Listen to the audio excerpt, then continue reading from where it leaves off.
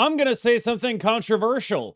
Peter Parker deserves better than Mary Jane in Marvel Snap.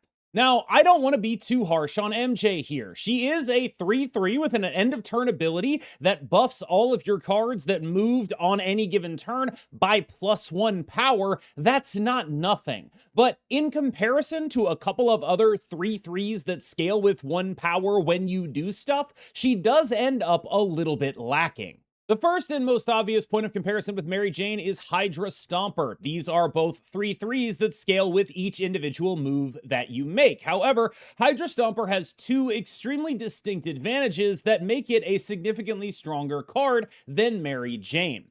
The first is that Hydra Stomper is ongoing, meaning it'll work retroactively. So all of the turns that you're moving stuff before you've played a Mary Jane don't count for Mary Jane, but do count for Hydra Stomper. And the second is that this is a card that counts the total number of moves. If you play something like Silk and move it multiple times, Hydra Stomper will count it multiple times, even if those moves happen on the same turn. But Mary Jane will only see that the card has moved and give it +1 power. And beyond that, these two are often in the same deck. And in that deck, the thing that is the most valuable, the thing that deck struggles with the most, is going super tall in one individual board slot. The Batroc type of Marvel Snap deck is typically what you'll see these cards overlap in, and those decks do not struggle to get a lot of points on the board in a lot of different spots. There are going to be some reasonably large Cravens and Sam Wilsons and Batrocs, but where they struggle is getting a card that will be double digits to actually win a lane. And while Mary Jane can add up to being double digits, it does not successfully fill the role of verticality the same way that a Hydra Stomper does. So outside of the two specific ways that it's worse than Hydra Stomper to play Mary Jane in your move deck, it is also typically going to be worse in this more contextual way. Mary Jane also compares, I would argue, a little bit unfavorably to a similar 3/3 Super Season Pass card with red hair that released only last month. That card is Venus. Now, I'm not going to say that this is an exact one-to-one the way the Hydra Stomper one is, but it's more of a spiritual one-to-one. These are 3/3 cards that you put in your deck to make the other things your deck is doing more meaningful. But there's a pretty notable difference between MJ and Venus. And when it comes to what they're doing, that difference is reflected by end of turn. Venus will get procs every time you do something. MJ will not. MJ happens once per turn, or if you want to go out there and start doing things like Invisible Woman First Steps, yeah, okay, maybe we'll talk about it. But then you're playing 3/3s that don't necessarily do anything, and things get a little bit crazy. That's the other reason that I bring up Venus here, though, is because there are a lot of decks that would want to play Venus and Mary Jane together. That way, on end of turn, you're giving +2 to your board. There are certainly decks that try to do this in the context of Heimdall, where your final turn is meant to be a Heimdall that moves every card you played, and then all those cards get +2 power because two of those cards are Mary Jane and Venus. And that's cool, but I don't think it's the best use of Venus. One of the really interesting dynamics that Venus developed when she came out was that she was able to be the 7th card in a lot of archetypes that had maybe 6 playable cards. She was able to be an additional engine to those archetypes. And even if she wasn't necessarily in the best versions of those archetypes, she was also a card that you could play and do reasonably well with. Was the Surfer deck better than the Captain Carter combo deck at being a buff deck? No. Was it a reasonable deck? Absolutely. The Zombie package, was it a great deck when Venus came out? No, not really. Did she make it a lot better? Absolutely. And I think that's true for a lot of Venus decks. MJ is like Venus, except you can only run her in one deck. And that's really bad because a lot of the appeal of Venus is that you put her in all of these different spaces and she's awesome. But a lot of the times, even in the decks that want to run MJ, a deck that is based on moving stuff, I'm going to get pretty much similar value out of putting Venus in there. Like if I play a Venus and I'm playing Sam Wilson, Batroc, and Craven, I'm getting the same output from the Venus that I would from the MJ. And it's just sort of an awkward situation to see that happen. The other thing that we want to talk about when it comes to Venus MJ comps is that while they do seemingly go together, it's actually pretty difficult to get both of them on the board at the same time without making some major sacrifices in tempo. It's already pretty awkward to play a 3-3 on turn 3. It gets even more awkward when your turn 4 has to be another 3-3 and then like a 1-drop. Things start getting pretty specific, and the juice doesn't end up being worth the squeeze a lot of the time. That said, let's take a look at some decks that actually use MJ so you can get a sense of where this perspective is coming from. A list like this, which I talked about in my Spider-Man Brand New Day video, is a great example of where Mary Jane tends to fall just a little bit short. And I think that the comparison to Hydra Stomper is especially illuminating in a list of this nature, where the biggest question for this list is not, how do I win the Professor X lane? Because you're a move deck. You're gonna make that happen. The biggest question for this list is, how do I go tall enough in the non-Professor X lane? And it's a question that MJ is wholly not equipped to actually answer. In fact, the use of a Professor X in this context, or to be clear, maybe the use of MJ in a Professor X context, only makes it clearer that it's not just that she's worse than Hydra Stomper in the two material ways, but this is probably the single deck in Marvel Snap that drives home the contextual issues she has within her own archetype. This is a list that has no problems winning a Professor X lane because it can move its own stuff into that lane super easily, and it has a ton of problems getting vertical to win a second lane. MJ is really good at helping you do the thing that you're already really good at, distributing your points of power all over the board, winning that Professor X lane. When you move your Batroc in there, it's going to be bigger. You get your Silk in there, it's going to be bigger, but you don't need that. You don't need your Silk to be bigger in your Professor X lane. What you need is to win a second one. And the biggest weakness this deck has is that Hydra Stomper and Galactus First Steps are usually not always going to be big enough to do that. And so you end up with a deck that is so close to being elite and so compelling as an archetype, but MJ just doesn't work with it. And I think you'll see a lot of that stuff in playing Batroc decks with her, where you start with this Batroc thing and you're like, okay, this is going to be awesome.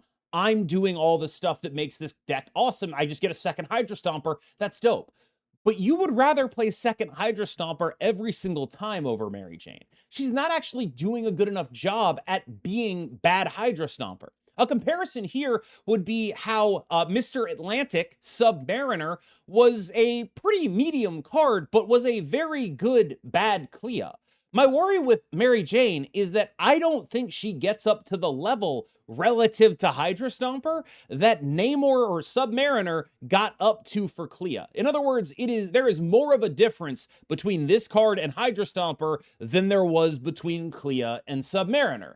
And I think that's actually like a little bit problematic for the card's profile long term, which is to say, if it was a little closer, I'd be a lot more optimistic on this actually happening. But the combination of the fact that Hydra Stomper counts every move and MJ only checks if the card has moved, so you miss out on Silk, stuff like that, and that combined with the fact that she doesn't actually fit with the deck the way that Hydra Stomper does, like if it was reversed, and Hydra Stomper had an ongoing that only counted whether something has moved, and MJ was the one that counted every move, and Hydra Stomper was the one that went tall, and MJ was the one that went wide, these would be much closer cards. But MJ is on the losing end of both of those interactions, and that means that I'm not confident she's actually supposed to be in this deck.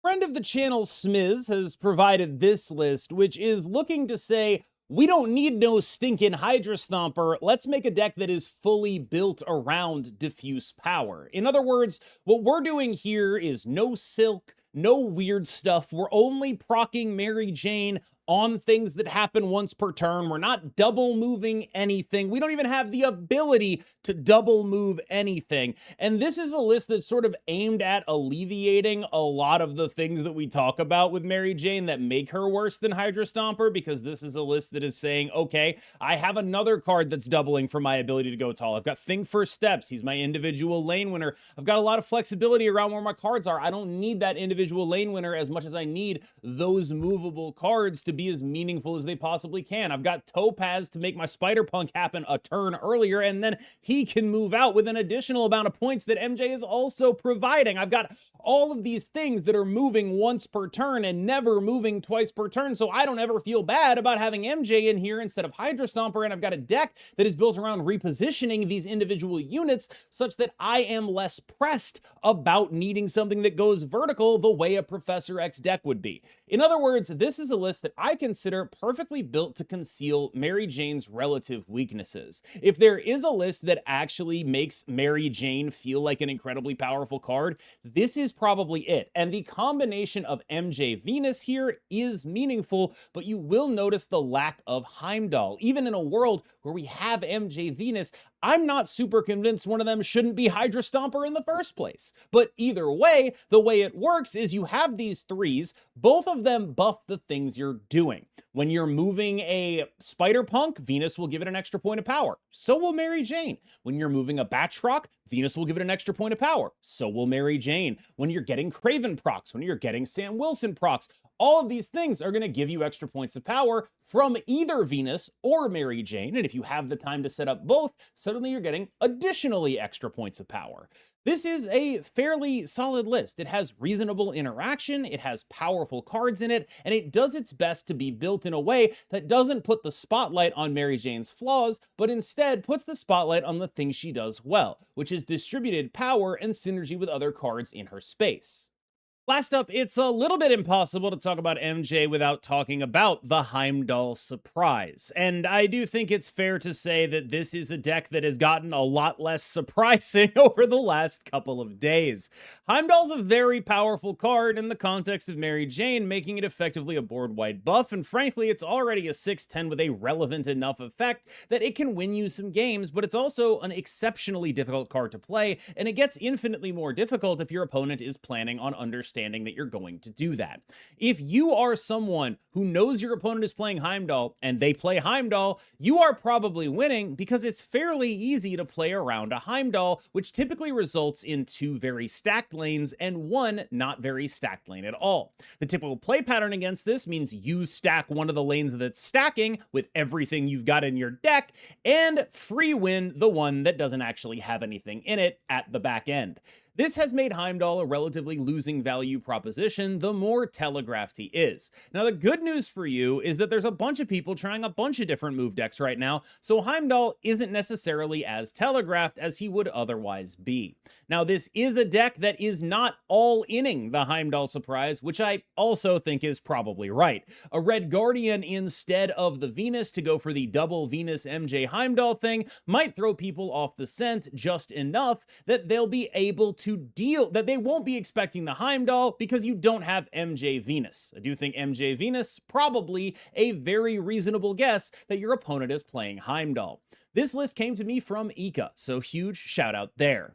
I hope this video helped illuminate some of the issues I have with Mary Jane's fit with the move archetype and her comparisons that she's recently been receiving to Venus. If I had to pick one 3/3 Marvel Snap woman off a super season pass with brilliant red hair, and I checked, I don't exactly know what the deal is with Venus's hair color, because in her base variant, it's blonde, and then in that one that we had on screen, it's like extremely red to the point of MJ's. I just assume she enjoys hair dye, perhaps, but this is definitely second fiddle to Venus and second fiddle to Hydra Stomper, and that's kind of the top line here.